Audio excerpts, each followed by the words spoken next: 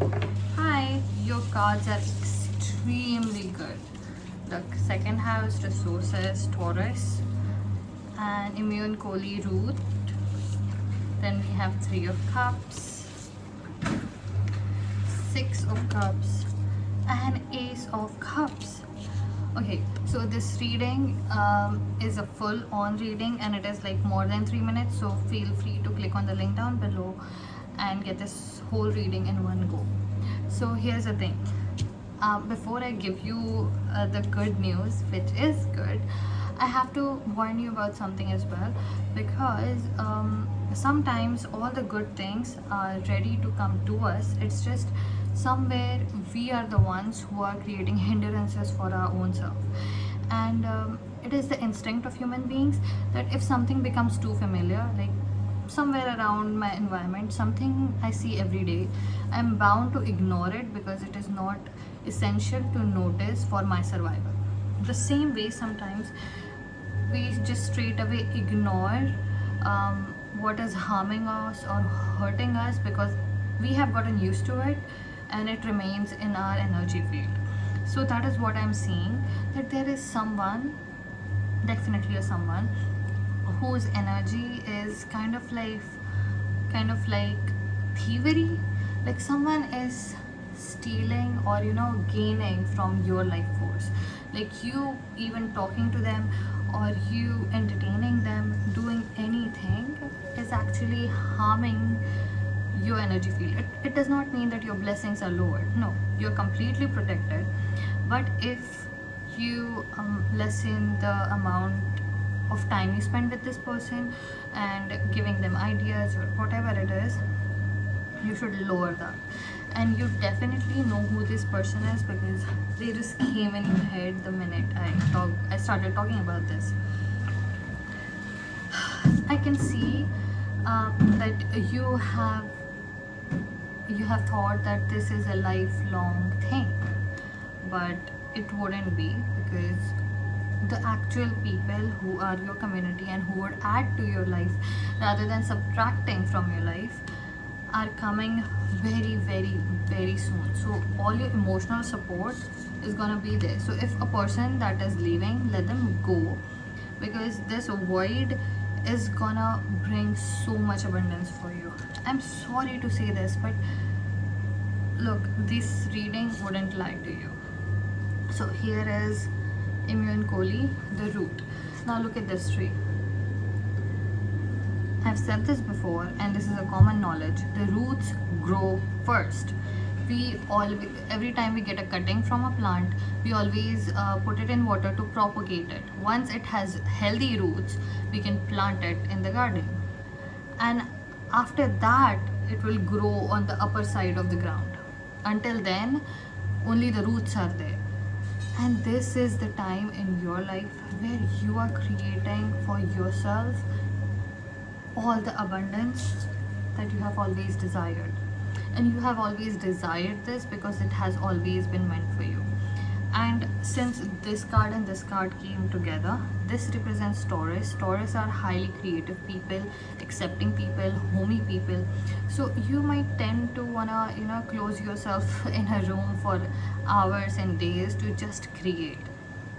And you have been unable to do that because there has been like you are a host and there is another parasite who is living on your energy that gains from you. This might not be the bad person, but sometimes people are going through some tough times and that just makes them this, that creates this vortex where they have the ability to bring you down. I'm not saying he leave people behind or anything. No, because humans are social beings and loyalty is the most important value we can ask in a person who is supposed to be in our life forever. No, what I'm saying is you should pay attention to the amount of energy you actually give to this person. Is there time when you're like, I do not want to meet this person, or I do not want to go here, or you do not want to do that specific thing, but to make them feel okay and happy because you feel guilty for saying no, you just do it and go meet them. Look, these are the tiny little indications that suggest that maybe you should take some time off. And when you're taking time off does not mean you're doing anyone a disservice, because I can see you're feeling all these things because you're in this phase where, if utilized right, if this time is utilized right, you're gonna have all the abundance, because this is your creative time. You're creating. Look, blue is a color of creativity and concentration. We all know this. So you are in a very creative phase in your life, and you should preserve your energy at this point. Imagine it as this circle, like we can see only half or maybe less than half of it. Imagine that you're sitting in the middle here, and the circle goes all around, and that is your energy, and this spectrum goes the whole way, like there are all 7 colors around it, and the ring is around you, and you try to cleanse it. And only imagine that anywhere there are holes, because there is someone who is trying to bring you down, or someone's energy that is not fitting right with you at the moment. Try to cleanse it and try to mend it, and let the thoughts of that person and those things go. And I see this because it is the same thing. You have great opportunities coming to you, and you have to set aside the time for it to grow. I heard, I guess it was Mark Zuckerberg's speech, and he was like, that eureka moment that we all wish for, that one thing, that one genius idea that we get, and suddenly our life will change. That is a myth, and that is a lie. That is not how it works. We are given seeds of ideas, and then we sit with it, we work with it, we create with it, and then it becomes something else, something really huge and really extraordinary. So you are being asked to sit with your ideas and your passions and what you think your life should be, and then create a life and this project from that place. Stop asking other people for opinions as to what they think of it. And if you're starting a company, I'm hearing that if you're starting a company, then that company has to be started here first.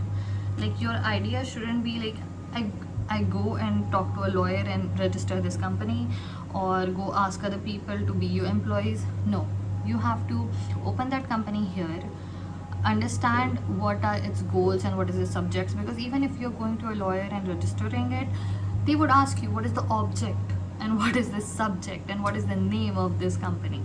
In the same way, you have to create this whole thing in your head first, get very clear with it, bring in this desire to actually have it, and then you would be presented with an opportunity, you would attract opportunity, and then you work with it, with that opportunity, and make it into something extraordinary.